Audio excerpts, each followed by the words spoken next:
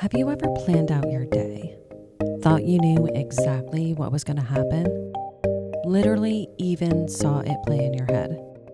And then, when it's all said and done, absolutely nothing turns out the way you thought it would. It happens to the best of us, and that is exactly what happened to us. It's funny to reflect after the fact and realize that it truly just affirms that everything does happen for a reason. Welcome to your Invisible Tears Season 4 finale. I'm Amanda, one of your co-hosts of the podcast and your narrator for this episode. Now, this is going to sound a bit different from our other episodes, mainly because we've got a lot to tell you and much of the content was actually captured in the field and sporadically. It's going to feel more like a story, and that's because we want you all to be a part of our experiences. So let's get into it.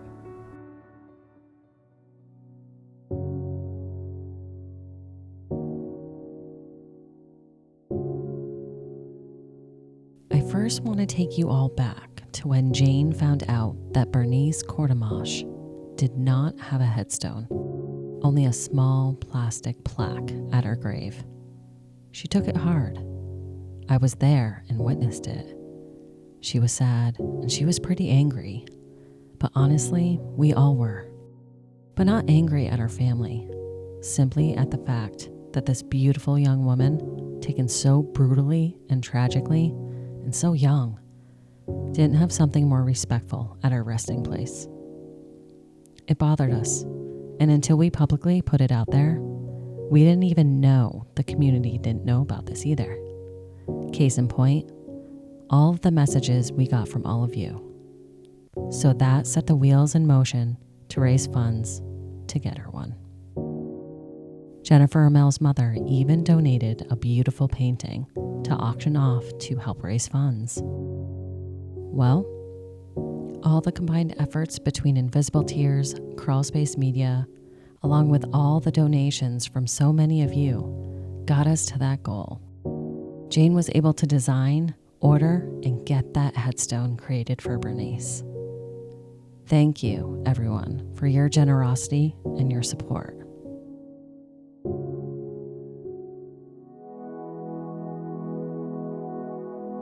Now fast forward to Monday, May 13th, 2024. Jane, Jessica, and myself set off on a trip up to Claremont, New Hampshire to check and see if Bernice's headstone was in. Based on the conversations that Jane had previously, we thought there was a good chance that it was. We headed up Route 12 north in New Hampshire from Keene. It was a beautiful and sunny spring day. It almost felt like summer. As we enjoyed the scenery north, it was obvious that everything had started to come to life. The trees were so lush and green, vibrant. We all chatted and caught up with what was going on in all of our lives. The trip was light, happy, and relaxing. Arriving at our destination, as we pulled into Mountain View Cemetery in Claremont, New Hampshire, located between Main Street and North Street in Claremont, Jane pulled the car over to record this video for all of you. Hello. So, me, Jess, and Amanda, we are in Claremont right now. We are at the Mountain View Cemetery. If you remember, a few months back, or last year, actually, we came up here for the first time and to visit Bernice Courtemanche's grave, and we found out that she had no headstone, but this little black plastic marker. So, we decided to do a GoFundMe page. Jenna Amel's mom donated a painting that we auctioned off, and we collaborated with Crawlspace Media, and we raised enough money to give Bernice Courtemanche a stone. With everybody's help, you guys were huge, and we thank everybody that donated money to the GoFundMe page. Bernice was 17 years old, murdered. On May 30th will be 40 years. Her case still remains unsolved. Of course, it's believed that she was a victim of the Connecticut River Valley serial killer. And so we are here at the cemetery. We were told, I was told that her stone would be installed by the end of April. So here it is, May, second or third week of May. So we are at the cemetery right now, and we're going to go see her stone for the first time. Mm-hmm. And hopefully it's there. Hopefully it's installed. It should be. So we're going to take you guys for a ride with us to go see the stone for the first time. Yes. What do you guys think? I'm excited. Yeah. I'm excited. I hope that it is already there. I mean, if not, we have a, plan B, or, next steps that we're going to do to see if we can get an update about it. But I'm very excited. Yes, I am too. Mm-hmm. Yeah, very excited. Can't wait to see it. And oh yeah, this girl's gonna have a stone for the first time in 40 years. She deserves it. She deserves it. So we'll be back.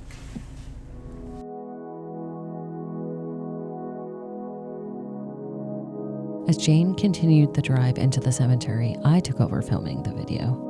We wanted you all to see how large and beautiful this cemetery was. And of course, we wanted you all to be able to see Bernice's headstone if it was there.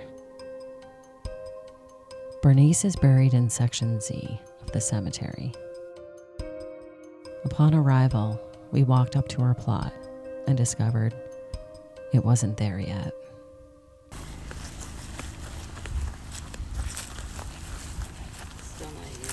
It's still not here.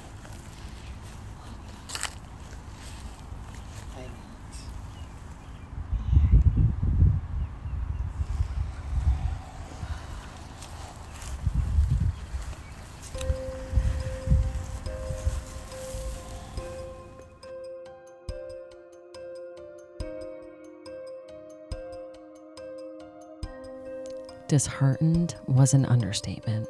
I think we were all very hopeful and excited to finally see Bernice get that stone that she's so deserving of. As we jumped in the car, we talked through our next steps. Why isn't it? I don't know. What? I'm gonna go find out. Because this is just, yeah. I am so just frustrated with this. It's been long enough. Yeah. Yeah. I mean, we sat there. The weather has been perfect for him to be installing stones. When we think about it from a logical perspective too, the thaw that occurred this year occurred very early. Case in point, how early the maple season was. So, yeah. Even then, depending on the weather. Mm-hmm. Like, It was like by the end of April. That's frustrating. very. Well, all we can do is get answers and get him to commit then to a timeline. Yes, I'm going to have him commit. I wanted that stone in by the 30th. Mm-hmm. I know. So Jane had purchased Bernice's headstone through Stone Vault Monuments, located in Newport, New Hampshire. This was our next destination. So just to recap, going in Stone Vault Monuments, he is waiting for the cemetery to put down the foundation so he can then put the monument on.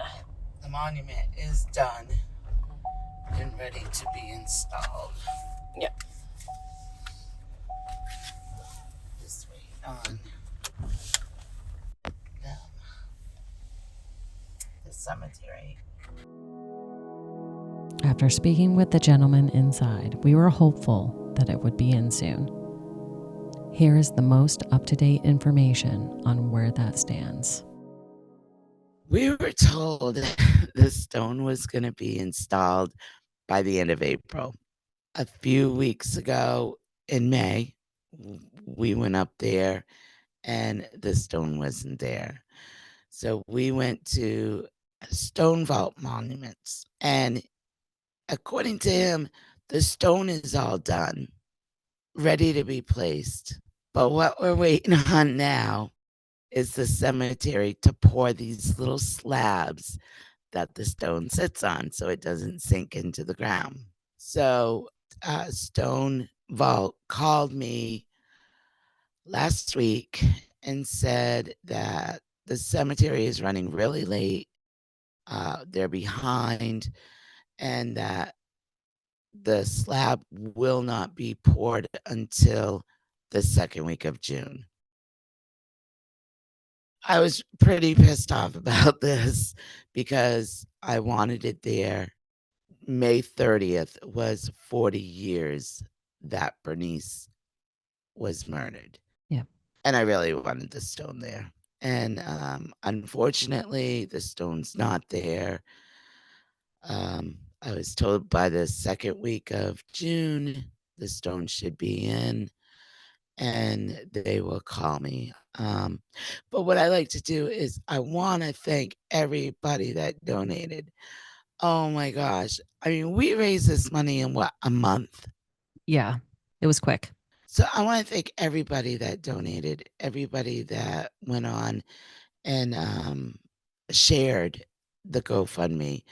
I was so excited that when I found out that we had raised enough money. And I'll tell you, stones are not cheap. Stone Vault actually gave me a deal. Her stone was $2,500. So with that update, as soon as I know the stone is in, we will be going up there and we will be doing some live footage and we will be doing some pictures. And I would like to plan a vigil, candlelight vigil. I did let Lexi know, Bernice's niece.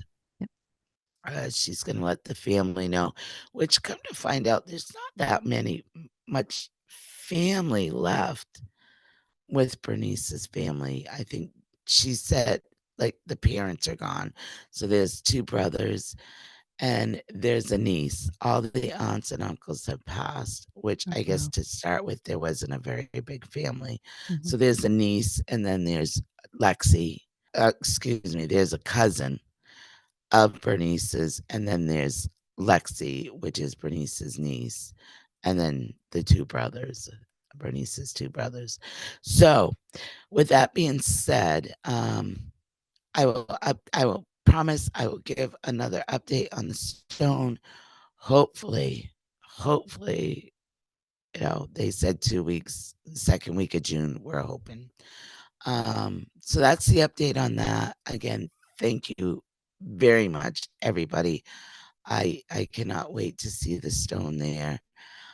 This girl deserves a stone, and she's gonna get one.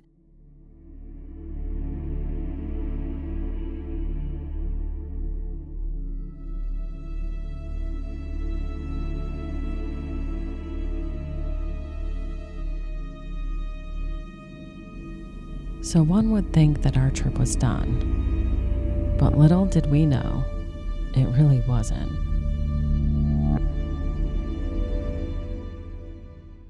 We'll be right back after a quick word from our sponsors. And now back to our episode. We started the trip home on May 13th, and Jane decided to take Route 10 on the way back. It would bring us closer to my house before she headed back to her home. I found it interesting that she took this route because just a month earlier, when I was heading this way, my daughter and I had an experience while taking this road. I had never been on this section of Route 10 before, surprisingly enough. It extends from Newport, New Hampshire, through Goshen, then Leominster, and eventually into Marlow. So when I had previously taken this just a month earlier, I was relying completely on GPS to navigate me. I remember telling my daughter multiple times that it was odd that the GPS was prompting us to go this way, and I was starting to feel like there was a reason for it. We had made the trip from our house in Nelson, New Hampshire up to Lebanon, New Hampshire many times, and it always took us a different way. My daughter agreed that it was weird and said the drive even felt eerie. I knew this drive was important from the perspective of the Connecticut River Valley cases, and specific to Jane as well. While on this drive, I paid very close attention to a small motocross racetrack sign, even called it out to my daughter. I didn't know why it was significant. I just knew it was. I also never told Jane about this drive. I didn't really know why it would be relevant. So back to our ride home. Jane, mine, and Jessica's. So as we started driving on Route 10 South in Newport, I told Jane that it was funny she took this route and said the first time I ever took it was a month earlier with Aubriana. I explained to her that the GPS had never taken me that way before when we were heading home from Lebanon, and just told her at first it was an eerie trip. Jane proceeded to tell me how familiar she was with that stretch of road. Her and her husband had taken it numerous times throughout the years. It was a very scenic, rural, and nice drive. He really enjoyed it, but Jane told me she had never particularly enjoyed it as much as he had, and she really didn't know why. She even said the route made her uncomfortable. Some of the pieces started to pull together in my head a bit, so I asked a little bit more. Now I have to be very careful with my wording here because some information needs to remain confidential. And I really do hate to do that to all of you, but sometimes we're told information that isn't for public consumption. The last thing that any of us want to do, ever, is hurt anything related to any sort of active investigation. So all I'm going to say is this. The route that we were on could be significant to someone possibly related to Jane's case. And no, this is not related to the most recent search warrant that was issued for the Newport resident that hit the media waves on May 21st, 2024. This is another avenue of exploration. As Jane and I continued to talk, I realized the feelings I had prior and the attention I had paid to the racetrack a month earlier when I passed it was most likely significant. I shared with Jane everything that my daughter and I had picked up on that drive. She was intrigued, and I could tell she was in deep thought. I previously didn't know any of this information about the significance of this route before this ride. We turned off Route 10 onto Route 123 to head towards and through Stoddard to eventually pick up Route 9 West. Once we were on Route 9 West, though, Jane said out loud, just as a matter-of-fact statement, "Gray, button up, short sleeve work shirt, dirty," and repeated this a couple of times. It was out of the blue, and both Jessica and I were confused at first when she said it. Then, as she kept repeating it, she even added space on the left-hand upper side of the shirt where a name tag would have been. I realized Jane had seen an image or received a message. It was so overwhelming to her that she got chills multiple times. Jane repeated that she kept on getting this image and it wouldn't go away, so she had to say it out loud. Now, once Jane realized she was receiving message, she got really freaked out. I had her pull over.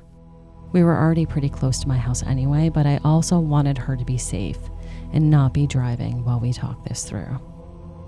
I pulled out my phone to catch this audio of our conversation.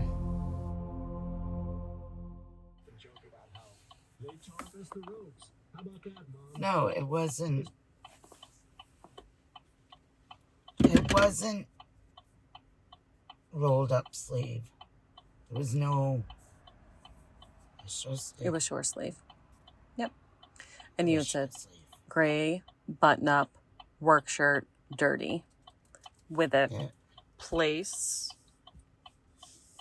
up in It's the like I left can- corner where there used to be like a name tag, but there isn't anymore. It'd be like a rectangle, right? Yeah. Yep. I don't know if it's... It's not like it's faded. I'm almost see like stitch there. Like it was removed. Yeah.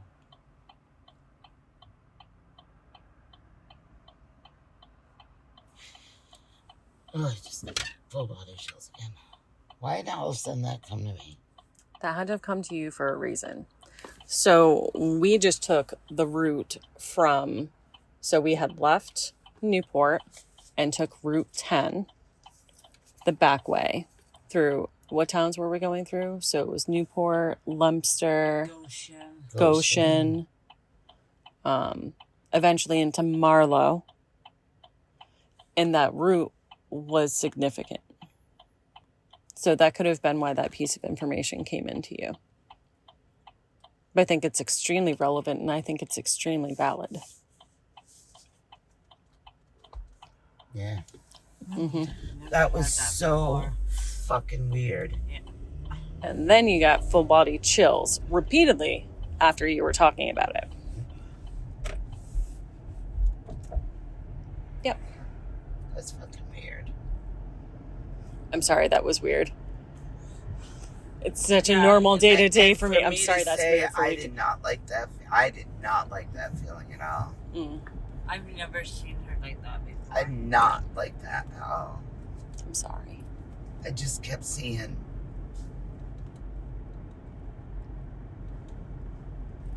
Just kept saying gray shirt, gray work shirt, Mhm. button up, gray work shirt. Yeah, when she said that, I was like, what It took me a couple of seconds to realize. I don't even know why I just, said it. you said it because you kept on getting it, Yeah. so you had to say it out loud. Yeah. So you were just receiving message.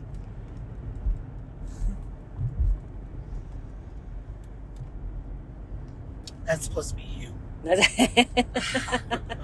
Not me. That's supposed to be you.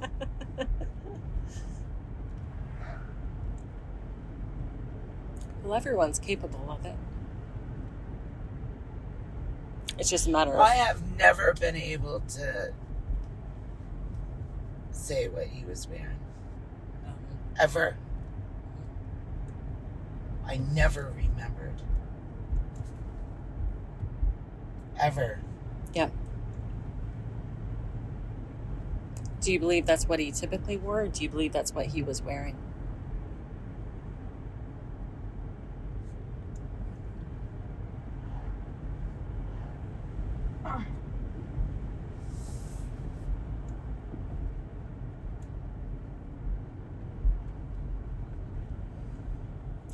Didn't wear it all the time.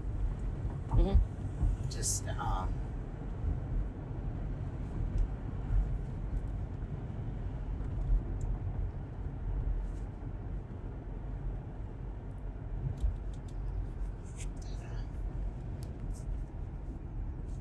this is your road, right? Yes, it is. Sorry. I forgot to tell you that.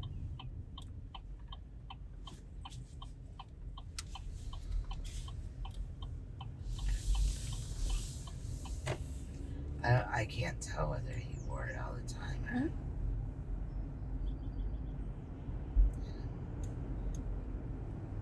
Just wore it for work.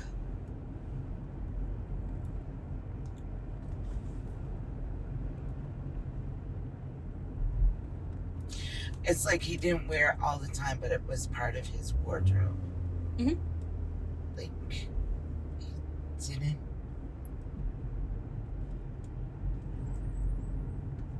Yeah. Yep.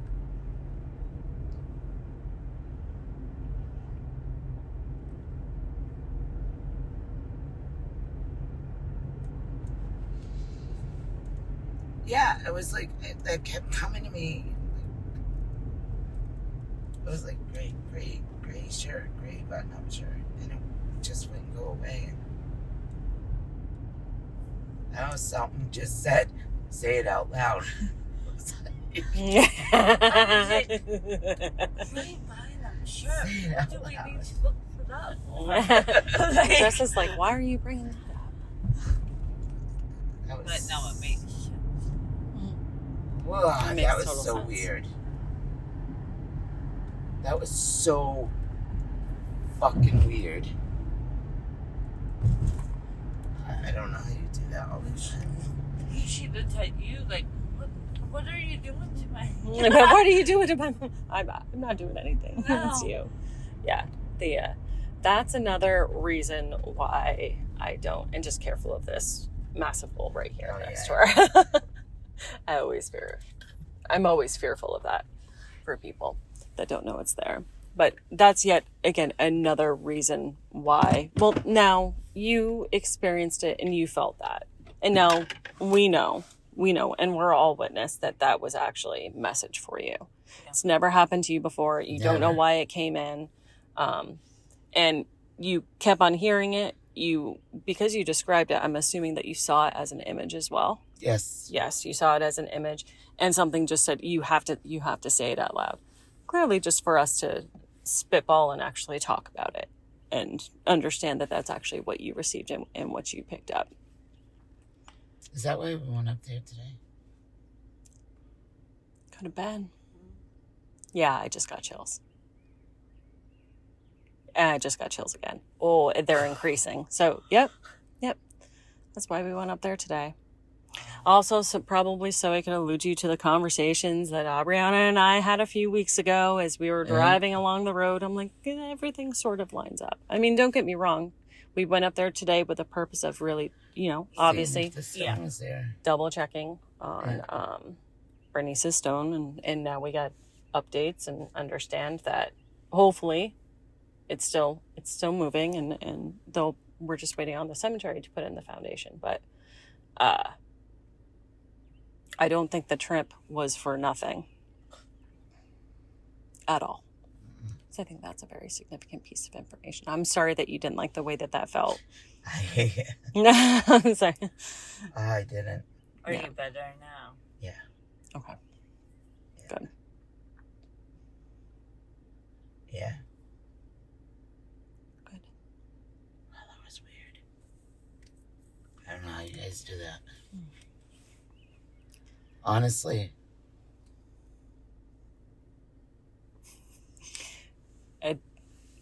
And that's another reason why, we don't all the time, and why sometimes what comes in for us, we'll just try and block it off, almost light switch it off.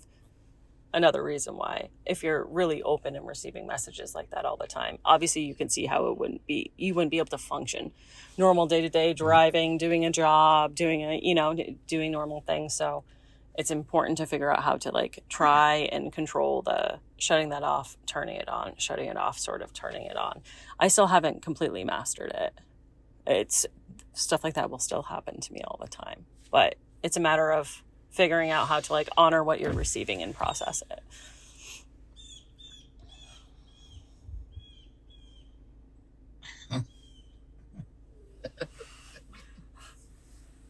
I swear to God, I didn't do this to her. I swear to God, I didn't do this to you. She had that look on her she was like, what are you hell doing to me? I'm like, I'm not doing this. I swear to God.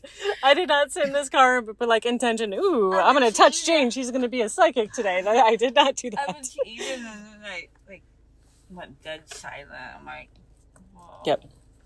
Yeah, it took me just a few seconds to realize what was happening. Yeah. I was like, oh my God, she's receiving message right now. Yeah.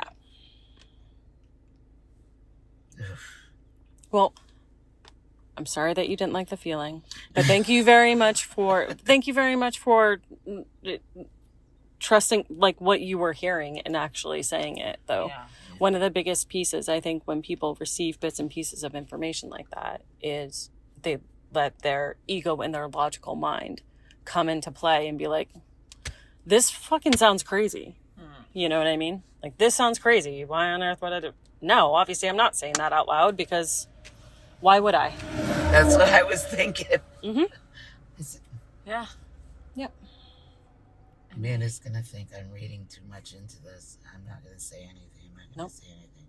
I had to, because it just wouldn't go away. It wouldn't go away. It was bugging you. It was like, no, there's a reason why you are seeing this. It was like, it wasn't like something was telling me to say it. It was just like, say it. Right. Just say it. Mm-hmm. I'm proud of you. That's weird. Oh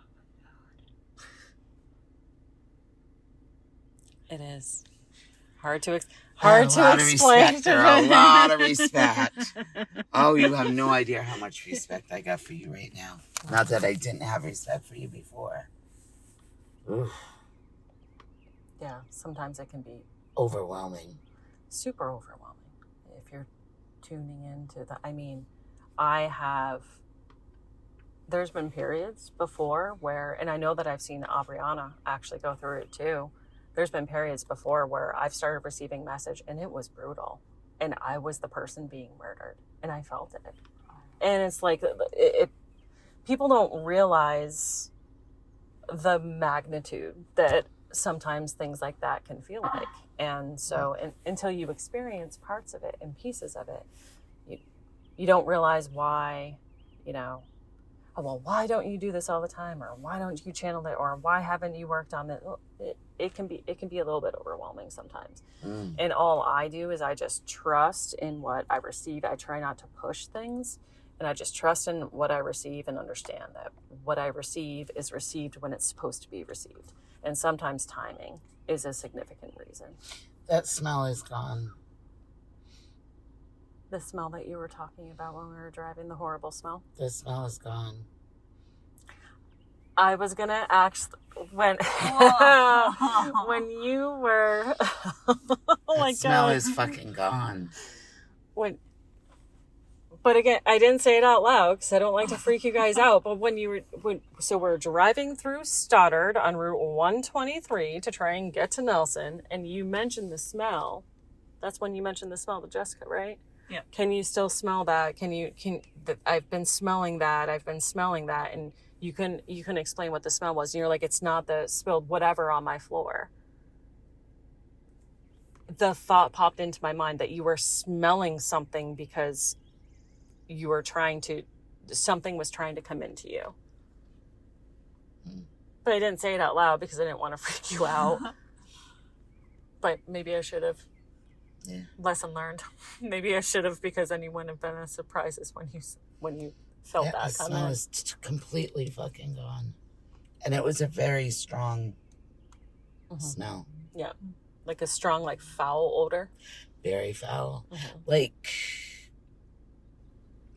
I almost want to say like rotten meat in a dumpster. Mm-hmm. Oh. Is the only way I could describe it. That just sounded like a pit in my stomach when you said that. Yeah. But it's gone. It's good that it's It was very strong back there. Mm-hmm. Yeah, and I never smelled it. I never smelled it either.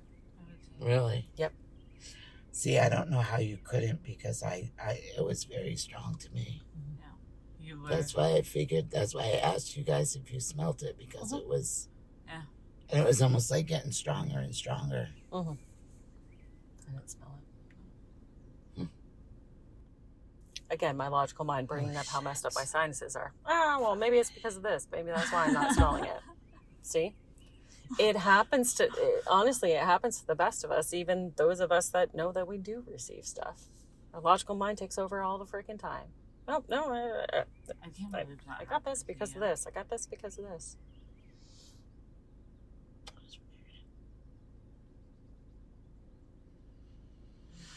All great information, though. Yeah. Mm-hmm. All great information. If anything like that comes in again, Write it down. write it down. Let me know. Keep me posted. Mm-hmm. Yeah. For either one of you. You can do this too. Yep.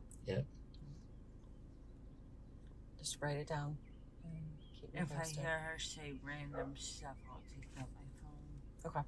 Yep. And yeah.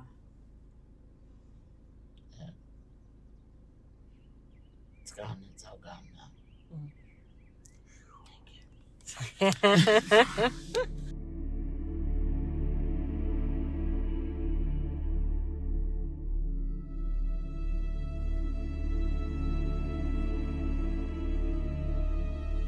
Jane has never been able to say positively what her attacker was wearing, and I know she's always been hard on herself for that. I consistently tell her not to be. She was focused on much more important things at the time, like surviving and keeping Jessica alive. And while we don't know if this was what he was wearing, we know she saw this image for a reason. Could it be what he normally wore? Maybe his work attire? Or maybe just part of his wardrobe? We don't know.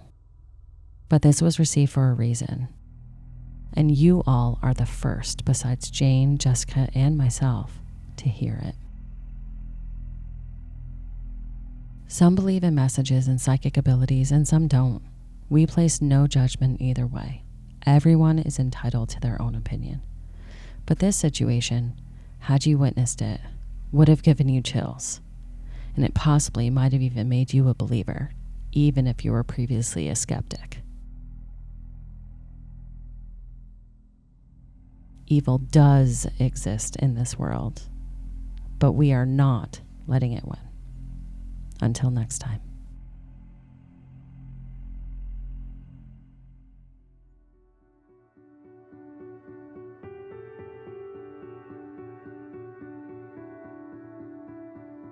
Thank you all so much for listening to this episode of Invisible Tears. Make sure you subscribe to our podcast to hear all future episodes. Click into our link tree too in the episode description to find and follow us on all our social medias. And it also links to our website, invisible-tears.com, where you can keep current on any events that may be coming up, read more about Jane and the team, and read more about all the Connecticut River Valley unsolved cases.